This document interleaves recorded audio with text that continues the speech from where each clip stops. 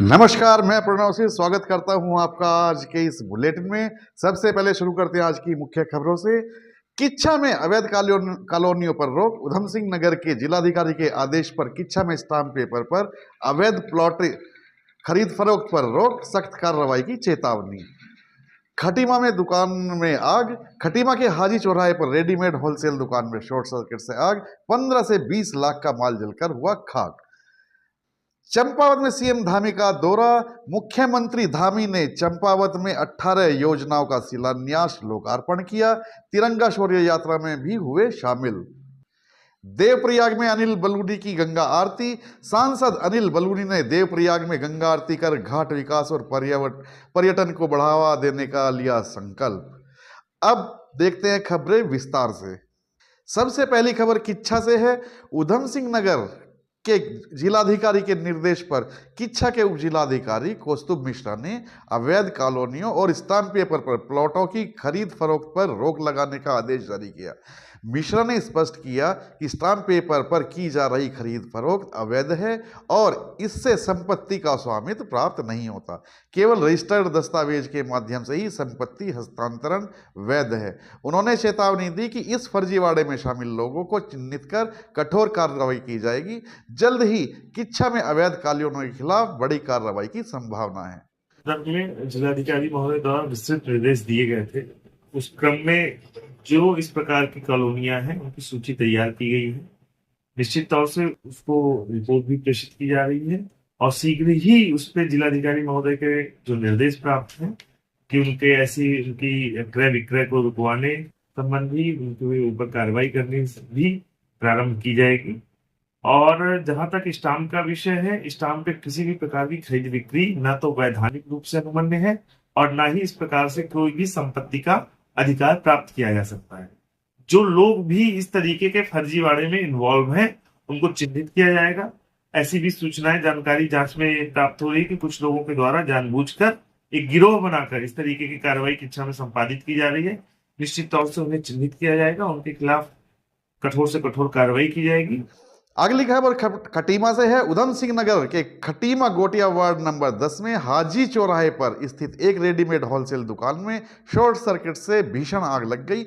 दुकान स्वामी परवेज हुसैन के अनुसार दुकान में 15 से 20 लाख रुपए का माल और काउंटर में 25,000 रुपये नगद रखा हुआ था, जो कि पूरी तरह से जलकर खाक हो गया है। हुसैन उस समय मार्केट में थे और आग की सूचना मिलने पर लौटे। स्थानीय लोगों ने फायर ब्रिगेड को बुलाया, लेकिन तंग बस्ती होने के कारण फायर ब्रिगेड को पहुंचने में कठिनाई हुई। फायर ब्रिगेड के अधिकारी सुभाष चंद्र जोशी ने बताया कि छोटी और बड़ी दोनों गाड़ियों की मदद से आग पर काबू पाया गया, लेकिन तब तक काफी नुकसान हो चुका था। मैं कॉल करा कि गोटिया वार्ड नंबर 10 में आग लगी है, तो इस पर जो है कि मैंने जो है छोटी गाड़ी व बड़ी गाड़ी दोनों गाड़ियों को लेके आया कि घनिष्ठ जगह है, छोटा सा ले जाने में दिक्कत आएगी, तो छोटी गाड़ी भी बड़ी गाड़ी भी ले आया। बहरहाल बड़ी गाड़ी भी मेरी पहुंच गई थी मौके पे और पहुंचते ही कर्मचारियों द्वारा और मेरे निर्देशन पर जो है एक हौज पाइप फैला करके तुरंत ही उस पर एक्शन लिया और बिजली विभाग को कॉल करके विद्युत लाइन कटवा करके आपको पूर्ण रूप से बुझा दिया गया। अगली खबर चंपावत से है, जहां मुख्यमंत्री पुष्कर सिंह धामी ने अपने एक दिवसीय दौरे पर टनकपुर कैंप कार्यालय पहुंचकर चंपावत जिले के लिए 11,365.11 लाख रुपए की 18 योजनाओं का शिलान्यास और लोकार्पण किया।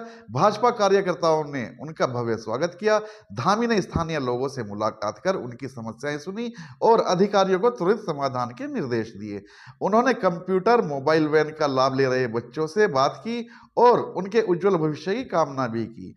इसके बाद धामी ने तिरंगा शौर्य यात्रा में हिस्सा लिया, जो कैंप कार्यालय से पीलीभीत चुंगी तक निकाली गई। धामी ने कहा कि सरकार का लक्ष्य हर गांव और वर्ग तक योजनाओं का लाभ पहुंचाना है। चंपावत को आदर्श जिला बनाने के लिए निरंतर प्रयास किए जा रहे हैं।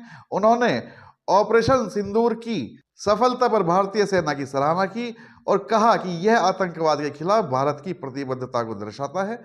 सेना ने प्रधानमंत्री नरेंद्र मोदी के नेतृत्व में पाकिस्तान को सबक सिखाया, जिससे हर भारतीय का सिर गर्व से ऊंचा हुआ। हमारा चंपावत जनपद निर्माण जनपद है और यहाँ का विकास हमारी प्राथमिकता में है, हमारा संकल्प है। ये जनपद हमारा आदर्श जनपद बने, उसी को ध्यान में रखते हुए यहाँ पर अनेक अनेक विकास योजनाओं को आगे बढ़ाया जा रहा है।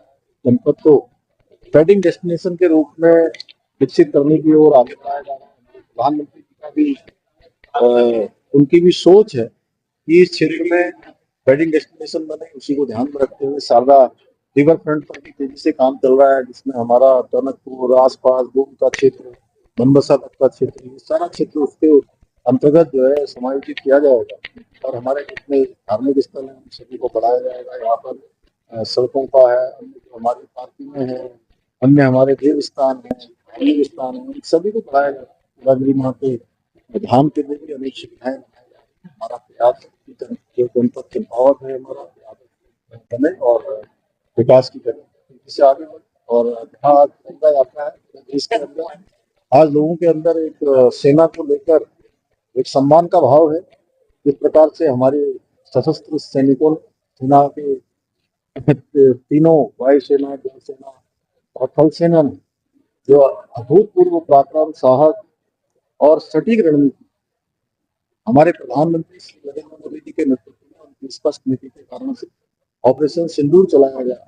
अगली खबर देवप्रयाग से है। देवप्रयाग गढ़वाल लोकसभा सांसद अनिल बलूनी ने देवप्रयाग में मां गंगा की उद्गम स्थली पर गंगा आरती कर सभी के कल्याण की कामना की। इसके बाद उन्होंने स्थानीय विधायक विनोद कंडारी और देवप्रयाग नगरपालिका अध्यक्ष ममता देवी के साथ विकास कार्यों की समीक्षा की। बलूनी ने गंगा घाट को काशी और हरिद्वार की तर्ज पर विश्व मानचित्र पर स्थापित करने का संकल्प लिया। उन्होंने कहा कि घाट का विकास तीर्थाटन और पर्यटन को बढ़ावा देना होगा, जिससे स्थानीय रोजगार के अवसर बढ़ेंगे। नमस्कार। तो आज माननीय विधायक जी और माननीय सांसद जी हमारे गंगा स्थल पर आए हैं। उन्होंने गंगा आरती की है। गंगा संगम पे उन्होंने 6 बजे के समय आरती की है और यहाँ पर भाजपा कार्यकर्ताओं ने भी मिलकर उनके साथ आरती की है। उन्होंने क्षेत्रवासियों से भी बातचीत की है, उनकी समस्याओं को सुनकर उनकी समस्याओं का समाधान करने का भी आश्वासन दिया है। मैं माननीय विधायक जी को और माननीय सांसद जी को तहे दिल से धन्यवाद कहना चाहूँगी। धन्यवाद। अभी के बुलेटिन में बस इतना ही। मिलते हैं फिर अगले बुलेटिन में, तब तक के लिए दीजिए इजाजत। नमस्कार।